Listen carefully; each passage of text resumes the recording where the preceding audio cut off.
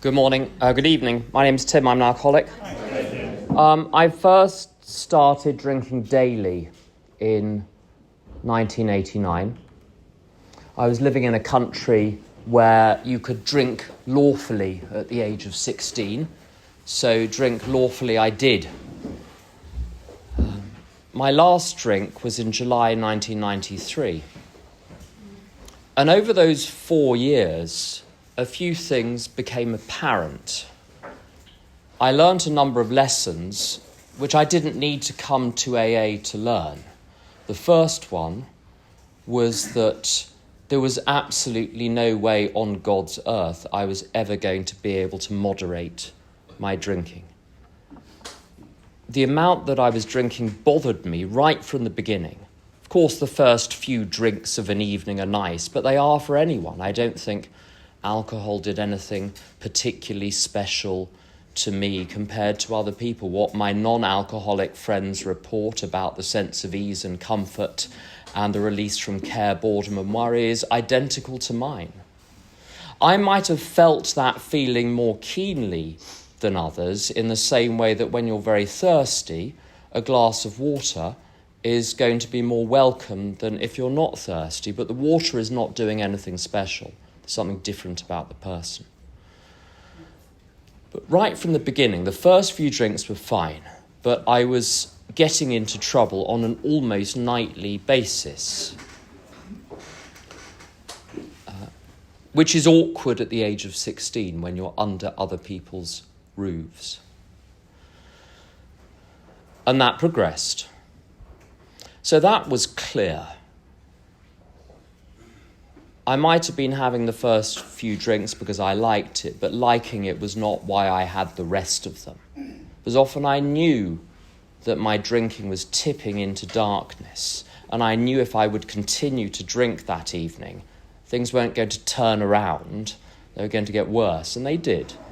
So I knew what I was doing, and I knew how bad it was. It didn't moderate me. And so I knew very clearly for those years that moderation was not possible. I also tried on a number of occasions to stop altogether, or rather, I discovered myself stopped. I don't think I've ever stopped drinking in my life. I remember saying to a sponsor once, I think I finally stopped drinking. I think I've given it up. And he said, it's given you up. And this is one of the great lessons. This was a lesson I didn't learn until after I came to AA, which is when I start drinking, I don't choose if and when I'll ever stop. If I find myself stopped, well, that's a great mercy. But I don't generate that mercy myself through common sense or realizations. I find myself sober. It was very clear before I got to AA, I cannot stop on my own.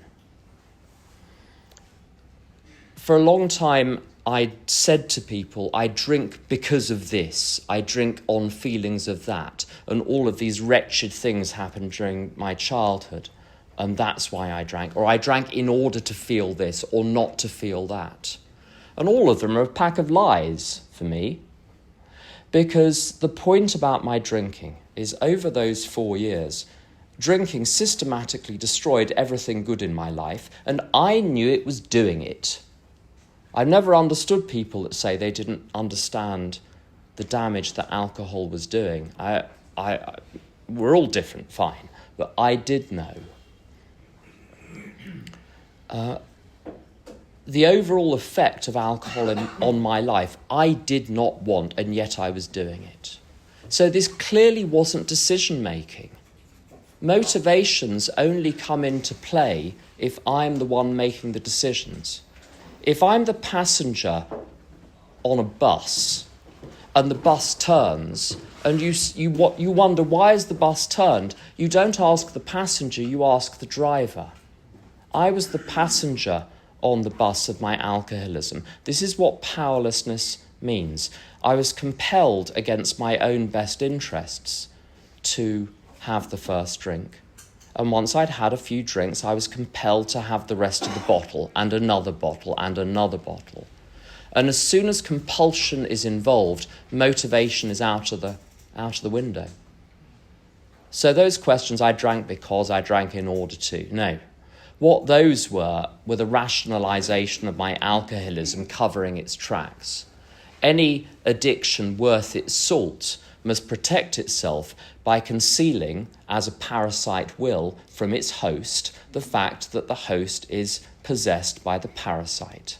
As soon as you realise the parasitic being is running your life, you're going to want to get rid of it. That's not in the parasite's interest. It's in the parasite's interest to convince the host that every single action it's taking is entirely under its own agency, which is why every drink seemed to me like a frightfully good idea at the time. And that was what was so baffling. I tried to compare these two facts. Every drink seemed like a good idea, yet my drinking was obviously a catastrophe.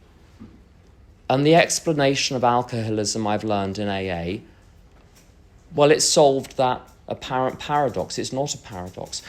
If you want to find out why someone is drinking alcoholically, the last person you ask is them. They're the most unreliable witness.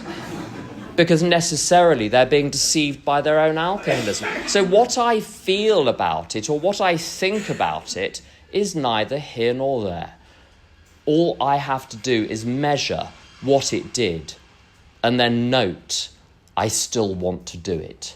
And that tells me my precise problem.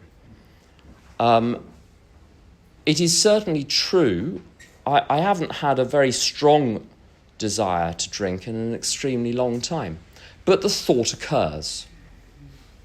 The thought certainly occurs to take other substances, engage in other behaviours.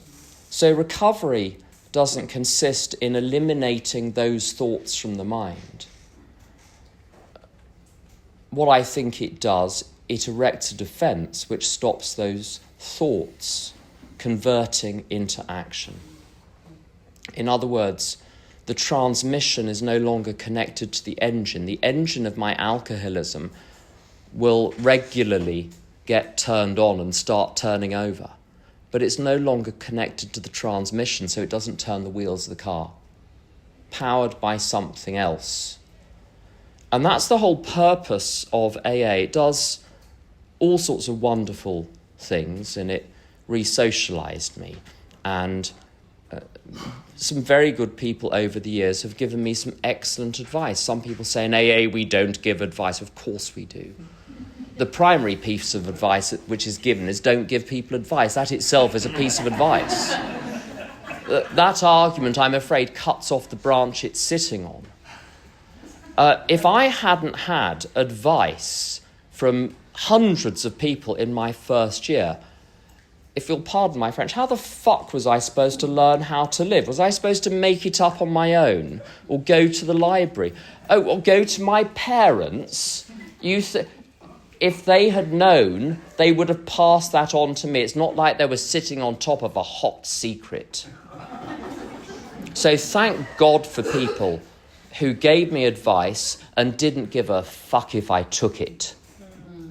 Very helpful. And they said, now it's your responsibility for whether or not you take this advice. So the results and the consequences are on you, but this is what we think you should do. Then they turned their back and left the room. They didn't hover over me with concerned little looks on their faces. So I got a lot of advice. I was re-socialised. I was extremely antisocial when I got to AA, and also completely incompetent, which is a dreadful combination. Not a good basis for living. AA does lots of wonderful things, and the wonderful things that it does, it gave me something to do on a Friday and a Saturday evening. My home group is Brick Lane, and we go for dinner on a Saturday evening after the meeting, because we recognise in part that that is the hardest evening of the week in your first, 8 years of recovery. Until you're married and wish you weren't. Then you have a different problem on Saturday evening. But I digress.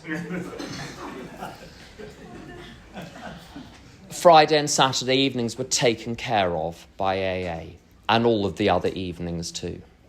I became a junkie for fellowship after the meeting. Quite right, because that's where you learn everything. The meetings are a tedious formality. The real meeting happens afterwards. Well, they are, aren't they? But the real thing that AA does is it gives me a defence against the first drink, as I say, which consists in a blockage so that the thought of a drink does not convert into reality. And I am not consulted at all as to whether or not I want to drink by me. It doesn't come into the question. It describes it very well in the book. On page 85, we recoil from it as from a hot flame.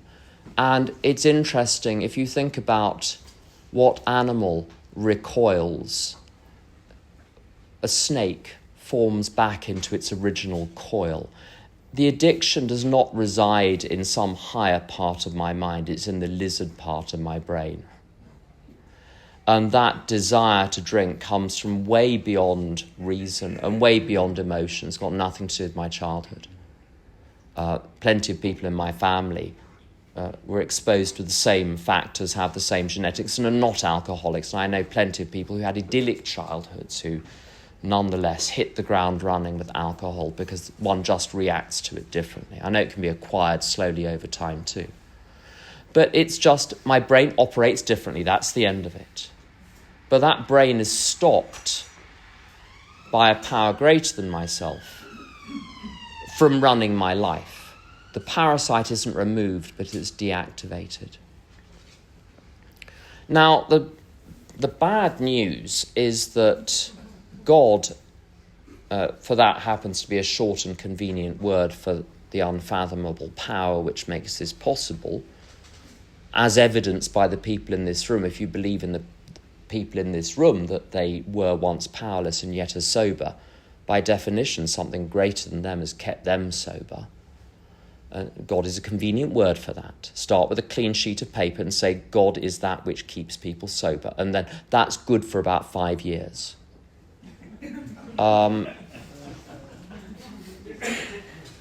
isn't something that I can resort to only in the occasional crisis and hope it's going to work. Unfortunately, the deal on the table, and unfortunately also there's no other deal on the table, and there's no other table, is a 365-day-a-year, 24-hour-a-day relationship with God. And it's a relationship of subservience, where my question is not what do I want, but what does God want me to do today? So you can read weighty tomes on what God's will is and how to discern God's will, but the AA program gives me a very simple way to come at that. It asks me in the morning to say to God, please direct my thinking. Now let's consider my plans for the day.